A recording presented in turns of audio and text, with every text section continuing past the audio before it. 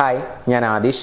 ഇന്നത്തെ വീഡിയോയിലൂടെ നമ്മൾ ഡിസ്കസ് ചെയ്യാനായിട്ട് പോകുന്നത്, നിങ്ങൾക്ക് ഒരു വ്യക്തിയെ കണ്ടിഷ്ടപ്പെട്ടു, ഒരു ക്രഷൊക്കെ തോന്നി, ആ വ്യക്തിയെ ഇംപ്രസ് ചെയ്യിപ്പിക്കണമെന്ന് നിങ്ങൾക്ക് തോന്നുന്നുണ്ടെങ്കിൽ നിങ്ങൾക്ക് ചെയ്യാൻ പറ്റുന്ന ചില പ്രധാനപ്പെട്ട കാര്യങ്ങളാണ്. ഇനി ക്രഷനായിക്കൊള്ളുന്നില്ല, വേറൊരു വ്യക്തിയെ ഇംപ്രസ് ചെയ്യാനും ഒക്കെ വേണ്ടിയിട്ട് നമുക്ക് ഞാൻ പറയാൻ പോകുന്ന ഈ ടിപ്സുകൾ ഒന്ന് യൂസ് ചെയ്യാവുന്നതാണ്.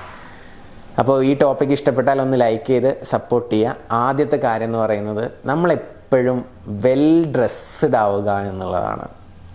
അതൊരുപാട് പുത്തൻ ഡ്രസ്സ് വേണം, ആഴ്ചക്ക് പർച്ചേസ് ചെയ്യണം എന്നൊന്നുമല്ല പറയുന്നത്. നിങ്ങൾക്കുള്ള ഡ്രസ്സ് നന്നായി കഴുകി വൃത്തിയാക്കി അയൺ ചെയ്ത് നിങ്ങൾ നല്ല രീതിയിൽ യൂസ് ചെയ്യുക. വെൽ ഡ്രസ്സ്ഡ് ആയിട്ടിരിക്കുക എന്നുള്ളതാണ് ഒന്നാമത്തെ കാര്യം. ആ വെൽ ഡ്രസ്സിങ്ങിലായിരിക്കണം അവരുടെ മുമ്പിൽ നമ്മൾ പ്രത്യക്ഷപ്പെടേണ്ടത്. പിന്നെ നമ്മൾ കാണുന്ന സമയത്ത് ആദ്യം ചെയ്യേണ്ട കാര്യം നല്ലൊരു ബ്യൂട്ടിഫുൾ ആയിട്ടുള്ള സ്മൈല് കൊടുക്കുക എന്നുള്ളതാണ്. ഒരു കില്ലിങ് സ്മൈലാവണം. ആ സ്മൈല് നമ്മൾ പ്രാക്ടീസ് ചെയ്യണം. നമ്മൾ ഡേ ടു ഡേ ലൈഫിൽ നമ്മൾ ആളുകളെ കാണുമ്പോൾ, മീറ്റ് ചെയ്യുമ്പോൾ, പരിചയമുള്ള ആളുകളാണെന്നുണ്ടെങ്കിൽ നിർബന്ധമായിട്ടും നമ്മൾ ആദ്യമായിട്ട് അവരെ കാണുന്ന സമയത്ത് ജസ്റ്റ് ഒന്ന് മുഖത്ത് നോക്കിയിട്ട് ബ്യൂട്ടിഫുള്ളായിട്ടൊന്ന് സ്മൈൽ ചെയ്യുക.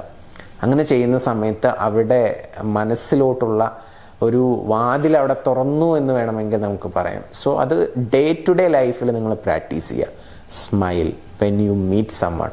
ഓക്കെ, അത് ഇമ്പോർട്ടൻ്റ് ആയിട്ടുള്ള ഒരു കാര്യമാണ്. ഇനി നെക്സ്റ്റ് പോയിന്റ് പറയുന്നതിന് തൊട്ട് മുൻപായിട്ട്, നിങ്ങളുടെ റിലേഷൻഷിപ്പിൽ നിങ്ങൾ എന്തെങ്കിലും സ്ട്രഗിൾ ചെയ്യുന്നുണ്ടെങ്കിൽ, അല്ലെങ്കിൽ ഒരു ബ്രേക്കപ്പ് സിറ്റുവേഷനിലൂടെ പോയിക്കൊണ്ടിരിക്കുകയാണെന്നുണ്ടെങ്കിൽ, അത് പാച്ചപ്പ് ആക്കാനൊക്കെ എന്തെങ്കിലും രീതിയിലുള്ള സപ്പോർട്ട് ആവശ്യമുണ്ടെങ്കിൽ മുകളിൽ കാണുന്ന നമ്പറിലോട്ട് വിളിക്കാവുന്നതാണ്. പിന്നെ അടുത്തൊരു പ്രധാനപ്പെട്ട കാര്യം എന്ന് പറയുന്നത്, നിങ്ങൾ നീറ്റായിട്ടിരിക്കുക എന്നുള്ളതാണ്. എന്ന് പറഞ്ഞു കഴിഞ്ഞാൽ, ഇപ്പോൾ താടി വെക്കുന്ന ആളുകളാണെങ്കിൽ താടിയൊക്കെ വളർത്തുന്ന ആളുകളാണെങ്കിൽ അത് കൃത്യമായിട്ട് വെട്ടി വളർത്തി നീറ്റായിട്ട് സൂക്ഷിക്കുക. ഇനി താടി വെക്കാത്ത ആളുകളാണെന്നുണ്ടെങ്കിലും ഡ്രിമ്മിങ് ആണെങ്കിലും എന്താണെങ്കിലും അതൊരു വൃത്തിയിൽ കൊണ്ട് നടക്കുക എന്നുള്ളതാണ്. അതുപോലെ തന്നെ ഹെയർ ആണെങ്കിലും വളർത്തുന്ന ആളുകൾ അത് നീറ്റായിട്ട് കൊണ്ട് നടക്കുക, അല്ലാത്ത ആളുകളാണെങ്കിൽ വൃത്തിയായിട്ട് വെട്ടി ഒതുക്കുക. അങ്ങനെ എപ്പോഴും ആളുകൾക്ക് നിങ്ങളെ കാണുന്ന സമയത്ത് ഒരു അട്രാക്ഷൻ തോന്നണം. ആ രീതിയിലായിരിക്കണം നിങ്ങളുടെ നീറ്റ്നെസ് എന്ന് പറയുന്നത്. ആ ഡ്രസ്സിങ്ങും നിങ്ങളുടെ മൊത്തത്തിലുള്ള ഒരു ഔട്ട്ഫിറ്റും എല്ലാം കാണുന്ന സമയത്ത് വളരെ നീറ്റായിട്ടുള്ള ഒരാളാണെന്നുള്ളത് തോന്നുമ്പോഴാണല്ലോ നമുക്ക് ആ വ്യക്തിയോട് ഒരു അട്രാക്ഷൻ തോന്നുക, അല്ലേ? അപ്പോൾ അതേപോലെ തന്നെ നിങ്ങൾക്ക് ചെയ്യാൻ പറ്റുന്ന നിങ്ങളുടെ ഫിസിക്കൊക്കെ ഡെയിലി എക്സസൈസും കാര്യങ്ങളൊക്കെ ചെയ്ത് നല്ല ഫിറ്റായിട്ട് കൊണ്ട് നടക്കുകയാണെങ്കിൽ അതും നിങ്ങളെ എപ്പോഴും ഒരു ഫീൽ യങ്ങാക്കിയിട്ട് തോന്നിപ്പിക്കും എന്നുള്ളതാണ്. സോ അതും നിങ്ങൾക്ക് മറ്റുള്ള വ്യക്തികളെ ഇംപ്രസ് ചെയ്യാൻ വളരെയധികം ഹെൽപ്ഫുള്ളാവും. സോ ഞാൻ പറഞ്ഞത് ജസ്റ്റ് ഒന്ന് ചുരുക്കി പറയാം. വെൽ ഡ്രസ്സ്ഡ് ആവുക, കാണുമ്പോൾ സ്മൈൽ ചെയ്യുക, നീറ്റ്നെസ് കീപ്പ് ചെയ്യുക. ഇത്തരം കാര്യങ്ങൾ ഒന്ന് ശ്രദ്ധിക്കുക. പിന്നെ അതേപോലെ തന്നെ ഫിറ്റ്നസ്സും ഒന്ന് ശ്രദ്ധിച്ചാൽ കൊള്ളാം. നെക്സ്റ്റ് വൺ എന്ന് പറയുന്നത്, നിങ്ങൾ മറ്റുള്ള വ്യക്തികളോട് സംസാരിക്കുന്ന സമയത്ത് നിങ്ങളായിട്ട് സംസാരിക്കാൻ വേണ്ടി ശ്രമിക്കുക എന്നുള്ളതാണ്. മറ്റൊരു വ്യക്തി ആവാതിരിക്കുക. ഇങ്ങനെ പറയുമ്പോൾ അതെല്ലാവരും നമ്മൾ തന്നെയാണല്ലോ എന്നൊക്കെ പല ആളുകളും പറയുന്നുണ്ട്. പക്ഷെ ചില ആളുകൾ ജീവിതത്തിൽ അഭിനയിക്കുന്ന ആളുകളുണ്ട്. അഥവാ ഞാൻ ഇന്ന ആളാണെന്നുള്ളത് എനിക്ക് കാണിക്കാൻ വേണ്ടിയിട്ട് പല രീതിയിൽ നമ്മൾ അവരെ അപ്രോച്ച് ചെയ്യുക, പല രീതിയിൽ കോൺഷ്യസ് ആയിട്ട് സംസാരിക്കുക. അങ്ങനെയൊന്നും വേണ്ട. നമ്മളായിട്ട് ഇരിക്കുക, നമ്മളായിട്ട് സംസാരിക്കുക. ഓക്കെ, നമ്മളെങ്ങനെയാണോ ബി യുവർ സെൽഫ്. അങ്ങനെ ആകുമ്പോൾ ആ ഒരു എന്താ പറയുക, പെട്ടെന്ന് ആ ഒരു കെമിസ്ട്രി വർക്കാവും എന്നുള്ളതാണ്. സോ അതുകൊണ്ട് ബി യുവർ സെൽഫ് എന്നുള്ളത് പ്രത്യേകം ശ്രദ്ധിക്കുക. അത് പെരുമാറ്റത്തിലാണെങ്കിലും സംസാരത്തിലാണെങ്കിലും ഒക്കെ, നൃത്തത്തിലും നടത്തത്തിലും എല്ലാം അത് കൊണ്ടുവരിക എന്നുള്ളതാണ്. നെക്സ്റ്റ് വൺ, നിങ്ങൾ സംസാരിച്ചു കൊണ്ടിരിക്കുന്ന സമയത്ത് ഹ്യൂമർ എന്ന് പറയുന്നത് എല്ലാവർക്കും ഇഷ്ടമുള്ള കാര്യമാണ്.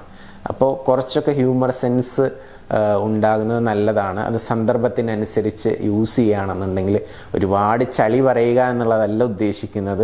പക്ഷേ നമ്മൾ ഇൻട്രാക്ട് ചെയ്യുന്ന ആളുകൾക്ക് എപ്പോഴും ഇഷ്ടം എന്തെങ്കിലുമൊക്കെ അവരെ ചിരിപ്പിക്കുന്ന കാര്യങ്ങൾ സംസാരിക്കുന്നതൊക്കെ ആയിരിക്കും. അപ്പോൾ അങ്ങനെ ശീലമൊന്നും ഇല്ലാത്ത ആളുകളാണെന്നുണ്ടെങ്കിൽ നിങ്ങൾ കുറച്ച് ഹ്യൂമർ മൂവീസ് കാര്യങ്ങളൊക്കെ കണ്ടിന്യൂസ് ആയിട്ട് കാണുക, ഹ്യൂമർ ബുക്കുകളൊക്കെ വായിക്കുക. അങ്ങനെയൊക്കെ ചെയ്യുന്ന സമയത്ത് നിങ്ങൾക്ക് അറിയാതെ അങ്ങനെ കൗണ്ടർ അടിക്കാനും ഒക്കെയുള്ള ഒരു കഴിവ് നിങ്ങൾക്ക് കിട്ടും. അപ്പോൾ നിങ്ങൾക്ക് ആ ഒരു ടോക്കിംഗ് ഒന്നുകൂടി നല്ല രീതിയിൽ രസമായിട്ട് മുന്നോട്ട് കൊണ്ടുപോകാനായിട്ട് പറ്റും. അപ്പോൾ കൗണ്ടർ അടിക്കുക, അതുപോലെ തന്നെ ഹ്യൂമർ സെൻസ് എന്നൊക്കെ പറയുന്നത് ഓപ്പോസിറ്റ് നിൽക്കുന്ന വ്യക്തിയിൽ ഒരു സ്മൈൽ ഉണ്ടാക്കുമ്പോൾ അവർക്ക് കിട്ടുന്ന എനർജി എന്ന് പറയുന്നത് ഭയങ്കരമാണ്. അപ്പോൾ നിങ്ങളോട് വീണ്ടും വീണ്ടും സംസാരിക്കാനുള്ള ഒരു ടെൻഡൻസി, അവർക്കൊരു മൈൻഡ് റിലാക്സേഷൻ കിട്ടുമെന്നൊക്കെ അവർക്ക് തോന്നും. അപ്പോൾ അതുകൊണ്ട് അത്തരത്തിൽ ഹ്യൂമർ സെൻസ് ഉണ്ടാവുന്നത് വളരെ നല്ലതാണ്. ഇനി ഇല്ലാത്ത ആളുകൾ ബുദ്ധിമുട്ടുണ്ടാക്കണം എന്നല്ല പറയുന്നത്, പറ്റുമെങ്കിൽ അത് ഉണ്ടാക്കാൻ ശ്രമിക്കുന്നത് കോൺഷ്യസ് ആയിട്ടാണെങ്കിലും നല്ലതാണ് എന്നാണ് പറയുന്നത്. നെക്സ്റ്റ് വൺ, നന്നായിട്ട് ലിസൺ ചെയ്യുക എന്നുള്ളത്. ഇപ്പോൾ ഓപ്പോസിറ്റ് നിൽക്കുന്ന വ്യക്തി സംസാരിച്ചുകൊണ്ടിരിക്കുകയാണെങ്കിൽ ഇടയിൽ കയറി അവരെ സംസാരിക്കാൻ സമ്മതിക്കാത്ത രീതിയിൽ ഓവർടേക്ക് ചെയ്ത് സംസാരിക്കുന്ന ചില ആളുകളുണ്ട്.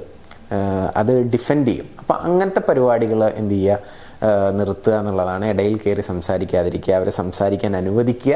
സംസാരിക്കുന്ന സമയത്ത് നമ്മൾ നന്നായിട്ട് കേൾക്കുന്നുണ്ട് എന്നുള്ളൊരു തോന്നൽ അവർക്ക് ഉണ്ടാക്കുക. അതൊക്കെ ഡേ ടു ഡേ ലൈഫിൽ നമ്മൾ പ്രാക്ടീസ് ചെയ്താൽ മതി. ഒരാൾ നമ്മളോട് സംസാരിക്കുന്ന സമയത്ത് നമ്മൾ തലയാട്ടുക, അവരുടെ മുഖത്തേക്ക് നോക്കിയിരിക്കുക, നമ്മുടെ ഐസിലോട്ട് ഐ കോണ്ടാക്റ്റ് കീപ്പ് ചെയ്യുക. ഓക്കെ, അങ്ങനെയൊക്കെ ചെയ്യുന്ന സമയത്ത് സ്വാഭാവികമായിട്ടും നല്ലൊരു ലിസണർ ആണെന്നുള്ളൊരു തോന്നലുണ്ടായിരിക്കും.